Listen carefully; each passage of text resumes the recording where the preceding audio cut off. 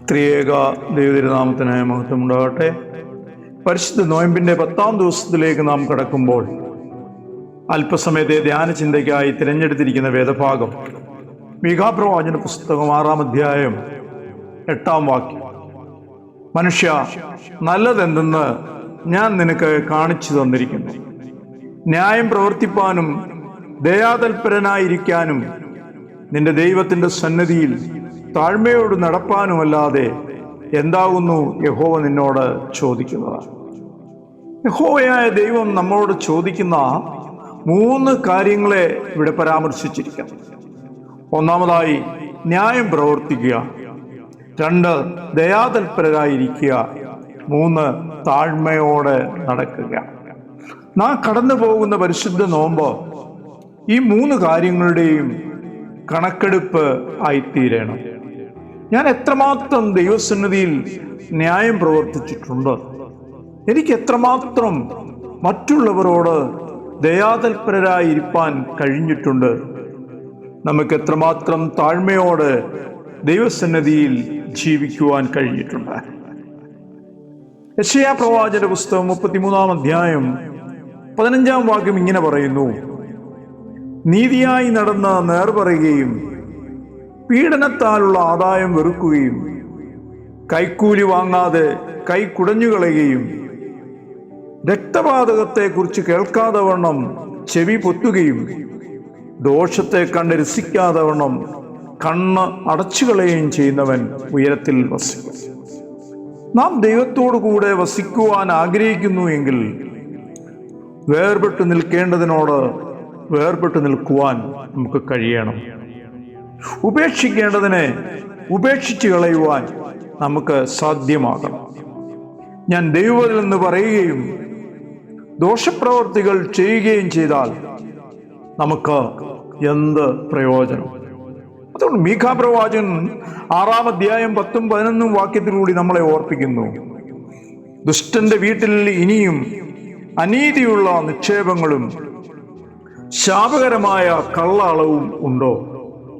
കള്ളത്തുലാസും കള്ളപ്പടികൾ ഇട്ട സഞ്ചിയുമുള്ളവനെ ഞാൻ നിർമ്മലനായി എണ്ണുമോ? 2 കാര്യങ്ങളാണ് അവിടെ നമ്മളോട് ചോദിക്കുന്നത്. എന്നെ കേൾക്കുന്ന ദൈവ പൈതലേ, ഞാൻ പരിശുദ്ധ നോമ്പിലാകുന്നു എന്ന് പറയുകയും ഇവയെല്ലാം പിൻപറ്റുകയും ചെയ്താൽ നമ്മുടെ നോമ്പിനാലും ഉപവാസത്താലും നമുക്ക് എന്ത് പ്രയോജനം? മാറ്റങ്ങൾ നമുക്ക് അനിവാര്യമാകുന്നു. മാറേണ്ട ഇടങ്ങളിൽ നാം മാറുക തന്നെ ചെയ്യണം.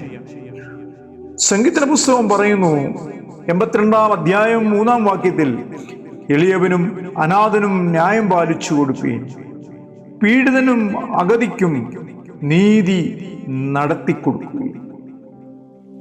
എളിയവനെയും അനാഥനെയും ന്യായം പാലിച്ചു കൊടുക്കുവാൻ തക്കവണ്ണം നമ്മൾക്ക് ഇടയായിത്തീരണം. യഥാർത്ഥത്തിൽ ഈ നോമ്പിൽ കൂടി നാം ദൈവത്തിന്റെ സന്നിധിയിലായിരിക്കുമ്പോൾ ദൈവം നമ്മളിൽ നിന്ന് ആഗ്രഹിക്കുന്നതും ഇതുതന്നെയാണോ?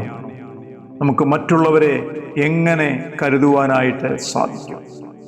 മറ്റുള്ളവർക്ക് നാം എങ്ങനെ കൈത്താങ്ങായി തീരുവാൻ തക്കവണ്ണം സാധിക്കും?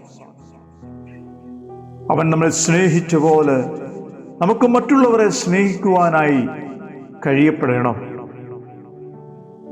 ഞാൻ എൻ്റെ ധ്യാന ചിന്തകളെ ഇവിടെ വിരാമം കുറിക്കുകയാണ്. നമ്മുടെ കണ്ണുകളടയ്ക്കാം, നമുക്ക് പ്രാർത്ഥിക്കാം. സ്നേഹനിധിയായ കർത്താവേ, സ്വർഗ്ഗസ്ഥ പിതാവേ, ധ്യാനിക്കപ്പെട്ട നല്ല വചനങ്ങൾക്കായിട്ട് സ്തോത്രം. നിന്റെ സന്നിധിയിൽ കർത്താവേ, ദൈവവചനം ധ്യാനിപ്പാൻ തക്കവണ്ണം നീ ഞങ്ങളുടെ ആയുസ്സിനെ ദീർഘമാക്കി തന്ന കൃപയ്ക്കായി സ്തോത്രം. ധ്യാനിച്ച അടയനും കേൾക്കപ്പെട്ട ജനവും ഒരുപോലെ ദൈവസന്നിധിയോടെ അടുത്ത് വരുവാൻ തക്കവണ്ണം നീ അവിടുന്ന് സഹായിക്കണമേ. ഞങ്ങളുടെ ജീവിതത്തിൽ ന്യായം പ്രവർത്തിക്കുവാനും ദയാതൽപരരായിരിക്കാനും താഴ്മയോടെ ദൈവസന്നിധിയിൽ നിൽപ്പാനും തക്കവണ്ണം നിന്റെ പരിശുദ്ധാത്മാവിനാൽ നീ ഞങ്ങളെ സഹായിക്കണമേ. എളിയവനും അനാഥനും ന്യായം പാലിച്ചു കൊടുക്കുവാൻ, പീഡിതനും അഗതികൾക്കും നീതി നടത്തി കൊടുപ്പാൻ ഈ നോമ്പാൽ ഞങ്ങളെ നീ സാധ്യമാക്കണമേ. പ്രാർത്ഥനയുടെ ഉറവയ്ക്കായിട്ട് സ്തോത്രം. മാനോടുന്ന് മൗത്തമോടുന്ന് സർവ്വതും യേശുവിൻ ധന്യമായ നാമത്തിൽ തന്നെ ആമേൻ.